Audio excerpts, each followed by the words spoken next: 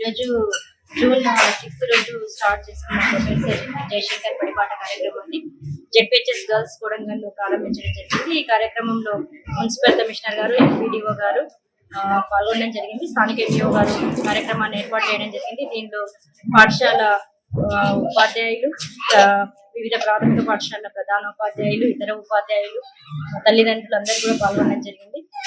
ముఖ్యంగా ఈ సంవత్సరం వచ్చే అకాడమిక్ ఇయర్ లో ప్రభుత్వ పాఠశాలల్లో అనుసరించబోయే విధి విధానాలు, డిజిటలైజేషన్, ఎఫ్ఎల్ఎన్, తర్వాత ఏఐ, ఆర్టిఫిషియల్ ఇంటెలిజెన్స్, వీటితో పాటు రెగ్యులర్ గా మనం ఇచ్చే ఉచిత పాఠ్య పుస్తకాలు, నోట్ బుక్స్, ఎఫ్ఎల్ఎన్ కి సంబంధించి work books, uniforms, mid day meals, CM గారి కాన్స్టిట్యూన్సీ లో ప్రత్యేకంగా జరిగే బ్రేక్ఫాస్ట్ కార్యక్రమానికి సంబంధించి అందరికీ కూడా పేరెంట్స్ కి అవేర్నెస్ తీసుకురావడం జరిగింది. వచ్చే అకాడమిక్ ఇయర్ లో మనం చేసుకునేది అంటే అకాడమిక్ ఇయర్ ఎలా ఉండబోతుందో ప్లానింగ్ కూడా ఇప్పుడు చేసుకోవడం జరుగుతుంది. ఈ రోజు నుంచి ప్రారంభమయ్యే కార్యక్రమం కంటిన్యూస్ గా 19వ తారీఖు వరకు జరపబడుతుంది. ప్రతి పాఠశాలలో కూడా ఒకరోజు ప్రత్యేకంగా డిజిటలైజేషన్ డే, ఒకరోజు ఎఫ్ఎల్ఎన్ డే, ఏవైతే మేము ప్రతిష్టాత్మకంగా చేపడుతున్నామో అకాడమిక్ స్టాండర్డ్స్ ఇంప్రూవ్మెంట్ చేయడం కోసం చేపడుతున్నామో ఆ రోజు చేసుకోవడం జరుగుతుంది. చివరి రోజు స్పోర్ట్స్ డే తోని ఈ బడిబాట కార్యక్రమం ముగుస్తుంది. ఇదే రకంగా ఎలాగైతే స్టార్ట్ చేసుకున్నామో బడిబాట కార్యక్రమం అకాడమిక్ ఇయర్ అంతా కూడా ఇంతే ఉత్సాహంగా, ఉత్తేజంగా పిల్లలందరితో కూడా పార్టిసిపేట్ అవుతూ మంచి అకాడమిక్ స్టాండర్డ్స్ ఇంప్రూవ్ చేయడమే కాకుండా పిల్లలందరూ కూడా అందరి పిల్లలు అన్ని రకాలుగా అభివృద్ధి చెందడం కోసం ఏ కార్యక్రమాలు అవసరమో ఆ కార్యక్రమాలన్నింటినీ కూడా ఈ అకాడమిక్ ఇయర్ లో ఇన్కార్పొరేట్ చేయడం జరిగింది కరికులంలో.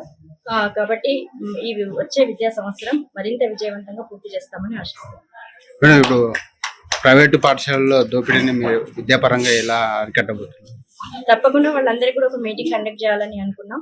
అయితే వాళ్ళు ఏదైతే ఫీ స్ట్రక్చర్ ఉందో అది పేరెంట్స్ తో కలిపి మీటింగ్ తీసుకొని, పేరెంట్ టీచర్ అసోసియేషన్ అనేది ఒకటి ఉంటుంది ప్రతి ప్రైవేట్ పాఠశాలలో కూడా. వారు సంవత్సరానికి 2 సార్లు మీట్ అవ్వాల్సి ఉంటుంది. పెరిగే ధరలు, తర్వాత ఆర్థిక పరిస్థితులు, వీటన్నింటికి సంబంధించి వాళ్ళు ఫీ స్ట్రక్చర్ అనేది ఏర్పాటు చేసుకోవాల్సి ఉంటుంది.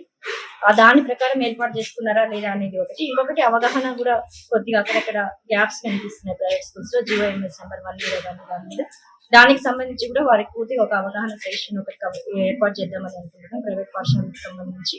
అలా చేసినప్పుడు ఇవన్నీ కూడా కొంతవరకు తప్పకుండా ఏదైతే ఎక్కడ కూడా పుస్తకాలు కానీ, యూనిఫామ్స్ కానీ వేరేవేవి కూడా పాఠశాల ప్రాంగణంలో కానీ అమ్మడానికి వీల్లేదు, అవేవి అమ్మడానికి లేదు. పిల్లలకి వాళ్ళు మన స్టేట్ గవర్నమెంట్ సిలబస్ నే చెప్పాల్సి ఉంటుంది. మన కరికులం, మన ప్యాటర్న్ ఆఫ్ ఎగ్జామినేషన్ అదే వాళ్ళు పాటించాల్సి ఉంటుంది. ఇవన్నీ విషయాలు కూడా ప్రైవేట్ యాజమాన్యాలు ఖచ్చితంగా గుర్తుపెట్టుకోవాలి. ఏదైనా వీళ్ళు నిబంధనలకు లోబడి అందరూ కూడా పనిచేయాలి. అందరం కూడా ఒక గవర్నమెంట్ వ్యవస్థలో పనిచేస్తున్నాం. ప్రైవేట్ పాఠశాల అయినప్పటికీ కూడా మన చట్రంలోనే ఉంటుంది, అది సపరేట్ కాదు. మన కరికులాన్ని పాటించాల్సి ఉంటుంది, మన టైం టేబుల్ నే పాటించాల్సి ఉంటుంది, మన నిబంధనల్ని ఖచ్చితంగా పాటించాలి. అలా ఎవరైనా పాటించకపోతే కఠినమైన చర్యలు తప్పకుండా తీసుకోవాలి.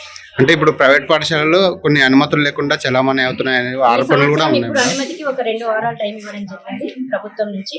కొన్ని ప్రాసెస్ లో ఉన్నాయి మన దగ్గర కూడా, అంటే కొన్ని ఎంఈఓ అది ఆన్లైన్ లో ఉంది ప్రాసెస్ అంతా కూడా. అంటే మన జిల్లాలో ఎన్ని ఉన్నాయి? ఎంఈఓ లాగిన్ నుంచి ఇంతవరకు మా నోటీస్కి వచ్చినాయి అండర్ ప్రాసెస్ లో ఉన్నాయి.